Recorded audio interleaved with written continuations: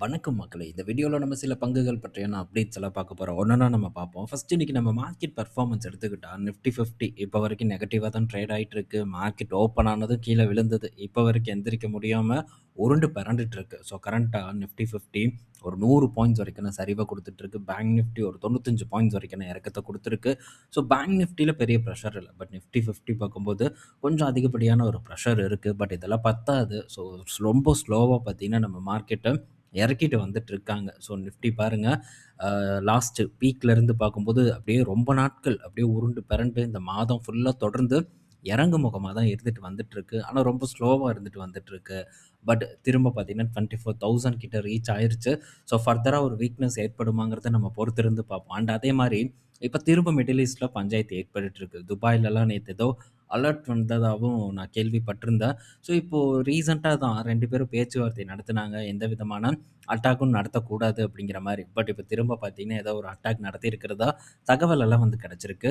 So என்ன நடக்குது அப்படின்னு தெரியல. அப்பப்போ பார்த்தீங்கன்னா, லீவ குடுத்து இந்த மாரி ஏதாச்சும் ஒரு சம்பவம் பண்ணி மார்க்கெட்ல ஒரு பதற்றத்தை ஏற்படுத்திட்டே இருக்கு. இந்த ஒரு போர் அப்படின்னு நம்ம எடுத்துக்கலாம். ஸோ தொடர்ந்து நம்ம வாட்ச் பண்ணுவோம்.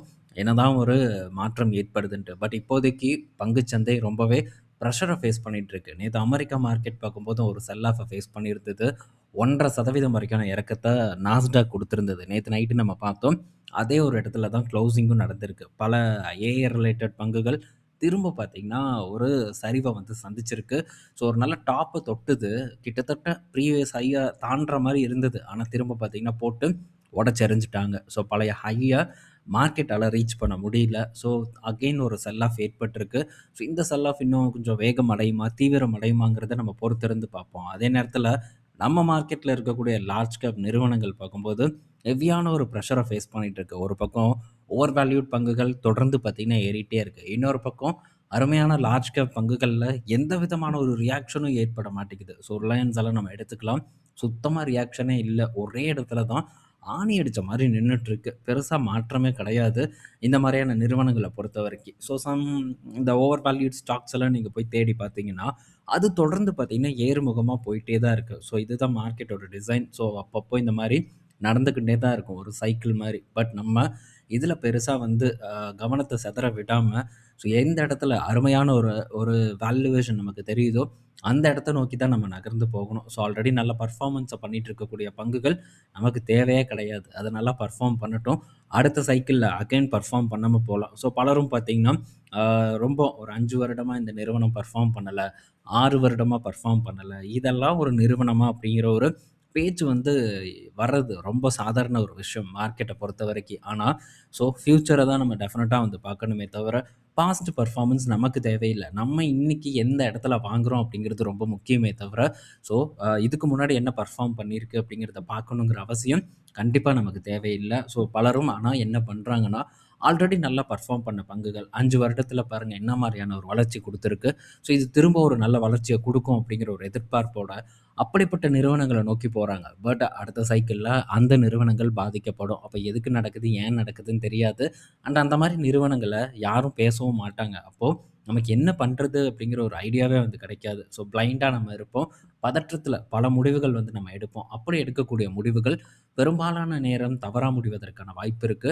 ஸோ ரொம்ப கேர்ஃபுல்லா ஒரு நல்ல மதிப்பீடு இருக்கக்கூடிய நல்ல நிறுவனத்து பின்னாடி போறது இப்ப இருக்கக்கூடிய காலகட்டத்துக்கு ரொம்ப முக்கியமான ஒண்ணு அப்படிங்கிறதுல மாற்று கருத்து இல்ல. ஏன்னா, இறங்கவே இறங்காது அப்படிங்கிற நிறுவனம் எதுவுமே கிடையாது. ஸோ இப்போ ஐடிசில நடந்துட்டு இருக்கக்கூடிய பிரஷர நீங்க பார்த்துட்டு இருப்பீங்க. எப்பேர்ப்பட்ட நிறுவனம், ஸோ இதில விழுகவே விழுகாது அப்படின்ட்டு பலரும் பார்த்தீங்கன்னா நம்பிட்டு இருந்தாங்க. ஸோ தொடர்ந்து எந்த விலையினாலும் வாங்கலாம் அப்படிங்கிற ஒரு தைரியம் இருந்தது. ஆனா, அகைன் இப்போ இந்த நிறுவனம் 2022ல என்ன ஒரு நிலைமையில இருந்ததோ, அதே நிலைமைக்கு வந்திருக்கு. ஸோ அப்ப இது ஒரு மீம் ஸ்டாக்கா இருந்தது. இப்பவும் பார்க்கும்போது இது மீம் ஸ்டாக்கா மாறிட்டு இருக்கு. ஸோ பலரும் இந்த இடத்துல பொறுமைய இழந்துட்டு இருக்காங்க. எல்லாம் கேட்டா 20 வருஷம், 30 வருஷம் அப்படிங்கிறாங்க. ஆனா பொறுமை பார்த்தீங்கன்னா, கொஞ்சம் கொஞ்சமா இழந்துட்டு வந்துட்டு இருக்காங்க. நானே சில கமெண்ட்ஸ் எல்லாம் பார்த்தேன். ஸோ இப்போ பொறுமை இழந்தவங்க முன்னாடி என்ன பண்ணியிருக்காங்க அப்படின்னு பார்த்தா, ஸோ முன்னாடி வந்துட்டு இந்த நிறுவனம் ஸோ நான் வந்து 20 வருஷத்துக்கு வச்சுக்க போறேன், 15 வருஷத்துக்கு வச்சுக்க போறேன். நான் கம்ப்ளீட்டா லாங் டெர்ம் நல்ல ஒரு பெரிய குவான்டிட்டீஸ வந்து நான் வாங்க போறேன் அப்டின்ட்டு, ஸோ அந்த மாதிரியான கருத்துக்கள் எல்லாம் பதிவு பண்ணியிருக்காங்க. ஆனா இப்ப இறங்கும்போது பொறுமை இல்லாம என்னென்னமோ பேசிட்டு இருக்காங்க. ஸோ இதுதான் மார்க்கெட்டோட சென்டிமெண்ட். ஸோ மார்க்கெட் எப்படி நம்மளோட ஒரு ஒ இதுக்குள்ள போய் மனசுக்குள்ள போய் ஒரு தாக்கத்த ஏற்படுத்துது அப்படிங்கிறத நம்ம புரிஞ்சுக்கலாம். ஸோ இறங்கவே இறங்காது. அத்தன பேரோட நம்பிக்கைய பெற்ற நிறுவனமே இப்போ கிட்டத்தட்ட 50% வரைக்கான சரிவ நோக்கி வந்துட்டுருக்கு. ஸோ இதெல்லாம் நமக்கு ஒரு பாடம். ஸோ இந்த பாடத்துல நம்ம கத்துக்காம, ஸோ அடுத்தது திரும்ப அதே தவற நம்ம பண்ணிட்டே இருந்தோம்னா, கடைசி வரைக்கும் இது அப்படியே சுத்தி சுத்தி வந்துகிட்டே இருக்கும். ஒரு சுழற்சி வடிவத்துல வந்துட்டுருக்கும். அதனால அதெல்லாம் நம்ம தவிர்க்க வேண்டியது நம்ம கையில தான் இருக்கு. ஸோ இன்னைக்கு பார்க்கும்போது 1,4% வரைக்கான சரிவ சந்திச்சிருக்கு. ஸோ ரொம்ப கேர்ஃபுல்லா இருங்க. எல்லாத்தையும் தூக்கி ஒரே பங்குல போட்டு தவறான முடிவ எடுத்துறக்கூடாது அப்படிங்கிறது தான் என்னுடைய ஒரு பாயிண்ட்டா இருக்கு. ஸோ கரெக்ட்டா நம்ம ஒவ்வொரு நிறுவனத்துக்கும் எந்த அளவு குடுக்கணும் அப்படிங்கிறத குடுப்பதற்கு நம்ம ட்ரை பண்ணணுங்கிறத இந்த இடத்துல திரும்ப நான் தெரியப்படுத்திக்கிறேன். ஸோ நெக்ஸ்ட் பார்த்தீங்கன்னா, அ அப்டேட்குள்ள போவோம். ஃபர்ஸ்ட்டு நம்ம பார்க்க போறது ஐடிசி ஹோட்டல் பற்றியான ஒரு அப்டேட் தான்.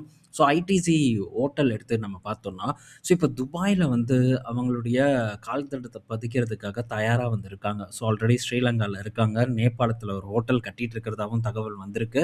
ஸோ இப்போ இங்கேயும் பார்க்கும்போது யுஏஇல பார்க்கும்போதும் ஆப்பர்ச்சுனிட்டீஸ எக்ஸ்ப்ளோர் பண்றதா ஒரு தகவல் கிடைச்சிருக்கு. ஸோ இது லாங் டெர்ம் குரோத்துக்கு அவங்க எதிர்பார்க்கக்கூடிய வளர்ச்சிக்கு இது ஒரு படிக்கல்லா அமையும். ஸோ அந்த மாரி தான் அந்த திட்டத்தின்படி தான் நிறுவனம் சென்று கொண்டு இருக்குது அப்படிங்கிறத நம்ம ஈஸியா ஐடென்டிஃபை பண்ண முடியுது. ஸோ தொடருதான்னு பார்ப்போம். இப்ப இருக்கக்கூடிய சூழ்நிலையில மேபி அவங்களுக்கு ப்ராப்பர்ட்டீஸ் கூட ஒரு நல்ல வேல்யூல கிடைப்பதற்கான வாய்ப்பு இருக்குன்னு நான் நினைக்கிறேன். ஏன்னா, அந்த இடத்துல ரொம்பவே ஒரு பாதிப்பு ஏற்பட்ட நிலைமை தான் இருக்கு. சுற்றுலாலாம் பெரிய அளவுக்கு இம்பாக்ட் ஆயிருக்கு. இப்ப நடந்துட்டு இருக்கக்கூடிய வார்னால. ஸோ ஃபர்தரா இது நடந்ததுன்னா, இன்னும் கூட இவங்க ஒரு நல்ல ஒரு வேல்யூல ப்ராப்பர்ட்டீஸ அக்யூர் பண்ண முடியும் அப்படின்னு நான் நினைக்கிறேன். இது லாங் டெர்ம்ல உங்களுக்கு ஒரு பே ஆஃப் பண்ணும் அப்படிங்கிற ஒரு எதிர்பார்ப்பும் இருக்கு. ஸோ வெயிட் பண்ணி நம்ம பார்ப்போம். அடுத்தது HDFC பேங்க். இவனும் பெரிய அளவுக்கான ஒரு பிரஷர ஃபேஸ் பண்ணிட்டு வந்துட்டுருக்கான். ஸோ இங்கேயும் பார்த்தீங்கன்னா, ஒரு நம்பிக்கை தான் வாய்ந்த ஒரு பதிவு எங்கேயும் கிடைக்க மாட்டேங்குது. அதில மாற்று கருத்து இல்ல. ஸோ இறங்கும்போது அப்படிதான் இருக்கும். ஸோ ஒண்ணும் பண்ண முடியாது. இப்ப என்ன செய்தி அப்படிங்கிறத நம்ம பார்ப்போம்.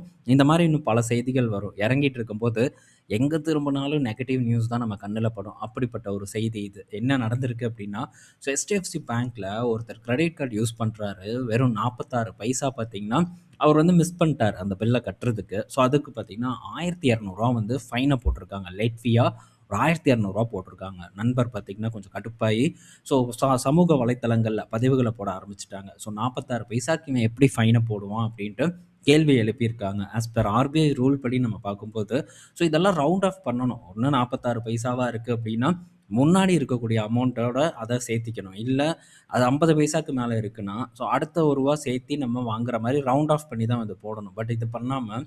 1,200 ஃபைன போட்டது ஒரு தவறு அப்படின்ட்டு இப்ப ஆர்க்யூ பண்ணிட்டு இருக்காங்க. ஸோ தவறு தான். தவறுன்னு சொன்னா அது தவறு தான். ஸோ பண்ணியிருக்காங்க. இப்ப இது பார்த்தீங்கன்னா, ஒரு நெகட்டிவ் நியூஸா HDFC பேங்க சுத்தி வந்துட்டுருக்கு. ஸோ இன்னும் பல செய்திகள நம்ம தொடர்ந்து இந்த மாரி பார்த்துட்டு தான் இருக்க போறோம். அதுல மாற்று கருத்தே இல்ல. ஸோ HDFC பேங்க் இப்போ ஒரு ரூ. 715 கிட்ட ட்ரேட் ஆயிட்டு இருக்கு. அடேங்கப்பா! திரும்ப பார்த்தீங்கன்னா, எதிர்பாராத ஒரு சான்ஸ நிறுவனம் ஏற்படுத்தி குடுத்துட்டுருக்கு. 52 வீக் லோல இருக்கு. ஸோ இந்த நிறுவனம் நம்ம லாஸ்ட் டைம் ஒருக்கா டிஸ்கஸ் பண்ணோம்.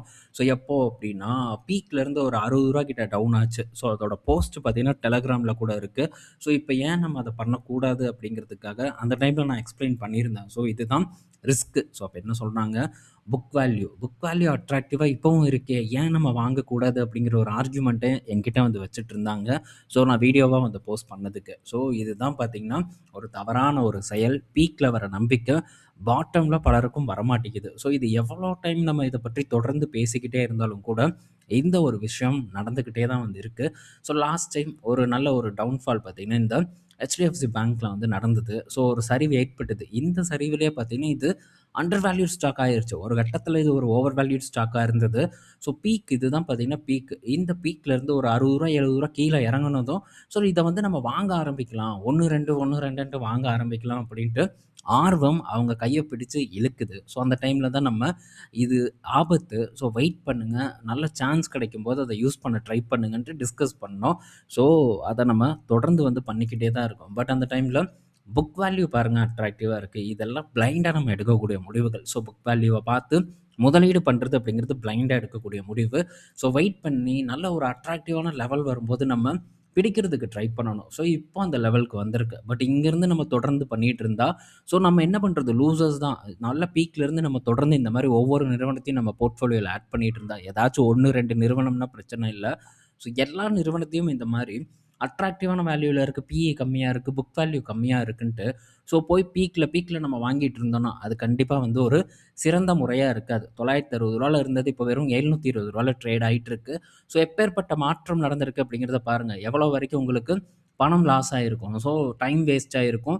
அண்டு டைம் கூட ஓகே. இந்த மாதிரியான லார்ஜ் கேப் நிறுவனங்கள பொறுத்தவரைக்கும். பட் நம்ம தொடர்ந்து ஆவரேஜ் பண்ணிட்டு இருப்போம். அது தொடர்ந்து நம்ம போர்ட்ஃபோலியோல லாஸ காட்டிட்டே தான் வந்துட்டுருக்கும். அதனால வெயிட் பண்ணி பொறுமையா நல்ல ஒரு லெவல ரீச் பண்ணும்போது, அப்போ நம்ம வந்து எக்ஸிக்யூட் பண்ண தயாரா இருக்கணும் அப்படிங்கிற ஒரு பாடத்த HDFC பேங்க் நமக்கு கத்துக் குடுக்குது அப்படிங்கிறதுல மாற்று கருத்து இல்ல. ஸோ எப்பவும் காமா இருங்க. ஸோ ஒரு ஒரு சின்ன ஒரு டவுன்ஃபால் ஏற்பட்டதும், ஸோ சொன்னவங்க சொன்னதும் பார்த்தீங்கன்னா, ஒரு ஆசை வந்து புக் வேல்யூ நல்லாயிருக்கு அப்படின்ட்டு போய் முதலீடு பண்றது சரியான முதலீடு இல்ல அப்படிங்கிறத நான் திரும்ப இந்த இடத்துல பதிவு பண்ணிக்கிறேன். ஸோ இப்போ நம்ம லோல ஒரு நல்ல டிப்ல நம்ம வாங்குறோம். அதுக்கப்புறம் ஒரு டவுன்ஃபால் நடந்ததுன்னா, அது ஒண்ணும் பிரச்சனை இல்ல. ஏன்னா, ஆல்ரெடி இதோட வேல்யூவேஷன் ரொம்ப லோவுக்கு வந்திருக்கு. அண்ட் ஸ்டாக் பிரைஸ் பார்க்கும்போது கரெக்ட் ஆயிருக்கு. ஸோ இங்கேருந்து இன்னும் கரெக்ட் ஆகுது. இங்கேருந்து இன்னும் வந்து ஒரு ஒரு 20% இல்ல ஒரு 40% கரெக்ட் ஆகுதுன்னா, அது ரியல் வேல்யூ. அது ரியல் ஒரு முதலீட்டுக்கான ஒரு வாய்ப்பு அப்படின்னு நம்ம எடுத்துக்கலாமே தவிர, ஸோ பீக்லேருந்து ஆக ஆக நம்ம தொடர்ந்து வாங்கிட்டே இருப்பது சரியான ஒரு ஒரு வழிமுறை இல்ல அப்படிங்கிறது இந்த இடத்துல நான் திரும்பவும் அழுத்தம் திருத்தமா சொல்லிக்கிறேன். இன்கேஸ் வந்து டவுட்டா இருக்கு அப்படின்னா, நான் டெலகிராம்ல ஒரு போஸ்ட் போட்டிருப்பேன். அந்த போஸ்ட்ட போய் செக் பண்ணி பாருங்க. HDFC பேங்க்க பத்தி தான். அண்டு அதே நேரத்தில நம்ம வீடியோவும் வந்து போஸ்ட் பண்ணியிருப்போம் YouTubeல. ஸோ அதையும் கூட நீங்க செக் பண்ணி பாருங்க. கண்டிப்பா ஒரு படிப்பினை உங்களுக்கு ஏற்படுத்தும். ஓகே. ஸோ நெக்ஸ்ட் பார்த்தீங்கன்னா,